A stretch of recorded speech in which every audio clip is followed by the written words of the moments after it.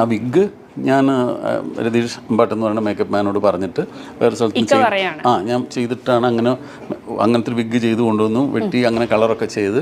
അപ്പോൾ ആ സമയത്ത് താടി ഉണ്ടായിരുന്നു. അപ്പോൾ താടി ഇങ്ങനെ എടുത്തിട്ട് ആ പ്രത്യേക രീതിയിലൊക്കെ ആക്കി. അപ്പോൾ കോസ്റ്റ്യൂം ഓൾറെഡി അവിടെ റെഡി ആയിട്ടുണ്ട്. അങ്ങനെ ഞാൻ ഈ വിഗ്ഗൊക്കെ വെച്ചിട്ട് തിരിച്ചു വന്ന് ലൊക്കേഷനിൽ വന്നിട്ട് ഈ ഡ്രസ്സൊക്കെ ഇട്ടിട്ട് ഞാനിങ്ങനെ അൻവറിൻ്റെ മുമ്പിൽ ചെന്ന് നിന്ന്. അപ്പോൾ അൻവർ ഇങ്ങനെ ചിരിച്ചിട്ട് നന്നായിട്ടുണ്ടെന്ന് പറഞ്ഞു. അപ്പോൾ അതാണ് നമുക്ക് ഒരു അക്സെപ്റ്റൻസ് കിട്ടുന്നത്. ആ സമയത്ത് ഇപ്പോൾ അൻവർ ആ വിഗ് വേണ്ടേക്കാ, അത് ശരിയാവില്ല എന്ന് പറഞ്ഞാൽ പിന്നെ മുള്ളൻ ചന്ദ്രപ്പനില്ല. ഈവൻ ചന്ദ്രപ്പൻ എന്നുള്ള കഥാപാത്രം ഉണ്ടായിരുന്നില്ല, ഈ വിഗ് വെച്ചതിന് ശേഷമാണ് മുള്ളനായത്. കാരണം അൻവർ പറയുമ്പോൾ ഞാൻ കൺസീവ് ചെയ്തിട്ടുള്ളത് ആ കഥാപാത്രത്തെ പറ്റിയിട്ട് അങ്ങനെയാണ്.